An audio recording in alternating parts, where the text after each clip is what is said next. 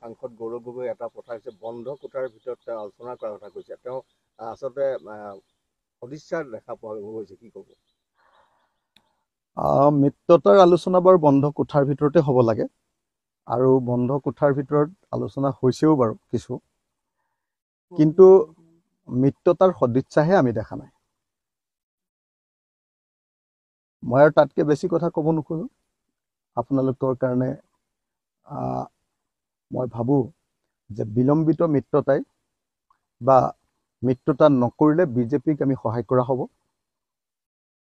বন্ধ কোঠাৰ ভিতৰতেই হওক বা একেবাৰে সাখৰোদ্ধকৰ কোঠাতেই হওক, মানে য'ত আৰু হাৱাও সোমাব নোৱাৰিব, তাতেই আলোচনাটো কৰোঁ বাৰু, ঠিকে আছে। বন্ধ কোঠাৰ ভিতৰতেই হওক, ৰুদ্ধদ্বাৰ বুলি আপোনালোকে যে লিখে, ৰুদ্ধদ্বাৰ মানে য'ত মানে অলপ হাৱাও সোমাব নোৱাৰিব, তেনেকুৱা কোঠাৰ ভিতৰতেই বাৰু আলোচনাটো কৰোঁ।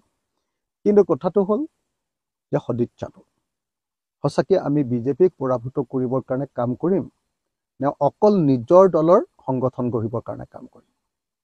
সঁচাকৈ আমি বিজেপিৰ সাম্প্ৰদায়িক আৰু ফেচিষ্ট শক্তিক খেদি দিবৰ কাৰণে কাম কৰিম নে আচলতে আমি নিজে নিজে কোনোবাই মন্ত্ৰী বা কোনোবাই মুখ্যমন্ত্ৰী হ'বৰ কাৰণেহে প্লেন কৰিম? যদি সঁচাকৈ দেশৰ প্ৰতি, জনগণৰ প্ৰতি আৰু জাতিৰ প্ৰতি দায়বদ্ধতা আছে, 2026 চনত বিজেপিক হৰুৱাবৰ কাৰণে আমি সোনকালে আলোচনাত মিলিত হৈ সোনকালে প্লেন কৰি বিৰোধী ঐক্যমঞ্চ তৈয়াৰ কৰি ঐক্যবদ্ধভাৱে বিজেপিক খেদিবৰ কাৰণে আগবাঢ়ি আহিব লাগে।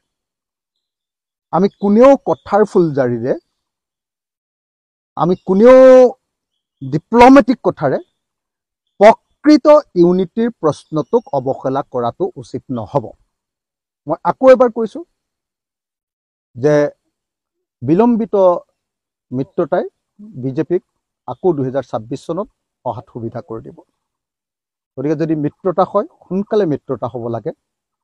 মই বাৰম্বাৰ এটা কথা কৈ আছোঁ যে কাইলৈ ৰাইজৰ দলে যদি আমাৰ দলৰ কেণ্ডিডেটবিলাকক আমি পূৰা টকা খৰচ কৰিবলৈ, ইনভেষ্ট কৰিবৰ কাৰণে, কাম 100% কৰিবৰ কাৰণে যিবিলাক কাম কৰিব লাগে, আপোনালোকে জানে টেকনিকেল কামবিলাক, চববিলাক কামৰ দায়িত্ব দি দিওঁ সমষ্টি, সেই মানুহবিলাকক পিছত টিকেট নিদিওঁ বুলি কৈ আমি মাত্ৰ কংগ্ৰেছৰ পৰা 2টা 3টা 5টা 10টা 20টা চিট লৈ আমি পিছত তেতিয়াহ'লে মিত্ৰতা কৰিব নোৱাৰিম, কাৰণ মানুহবিলাককতো কাম কৰিবলৈ দি দিম। সেইকাৰণে আমি বিচাৰিছিলোঁ যে জুন মাহৰ ভিতৰতে মিত্ৰতাটোৰ কথাটো এটা ফাইনেল সিদ্ধান্ত হোৱা নাই। বিভিন্ন ধৰণৰ কথাৰ পাকত মানে বস্তুটো মিত্ৰতাটো মানে ঢাকি ৰখা হৈছে। গতিকে সোনকালে মিত্ৰতাটো কৰাটো দৰকাৰী আছিলে। এইটো আমাৰ স্বাৰ্থত নহয়। মই বাৰম্বাৰ কৈ আছোঁ যে ৰাইজৰ দলে কেইজনমান বিধায়ক পাবৰ কাৰণে নহয়, ৰাইজৰ দলে কোনোবা মানুহক নিজৰ মন্ত্ৰী পাতিবৰ কাৰণে নহয়, নিজৰ দলৰ প্ৰকৃত অৰ্থত বিজেপিৰ সাম্প্ৰদায়িক ফেচিষ্ট আৰু জনগণ বিৰোধী চৰকাৰখনক, জাতিদ্ৰোহী এই চৰকাৰখনক খেদিবৰ কাৰণে আমি মিত্ৰতা অচিৰে কৰা দৰকাৰ। আৰু এই কথাটোৰ মৰ্ম উপলব্ধি নকৰাকৈ কথাৰ কাৰচাজিৰে যদি আমি মিত্ৰতাক পিছুৱাই থাকোঁ, তেতিয়াহ'লে কিন্তু সমগ্ৰ জাতিটোৰ লোকচান হ'ব। আমাৰ ব্যক্তিগত হয়তো কাৰোবাৰ লাভ হৈ যাব, কিন্তু সামগ্ৰিকভাৱে জাতিটোৰ লোকচান হ'ব, দেশৰ লোকচান হ'ব, অসমৰ জনগণৰ লোকচান হ'ব।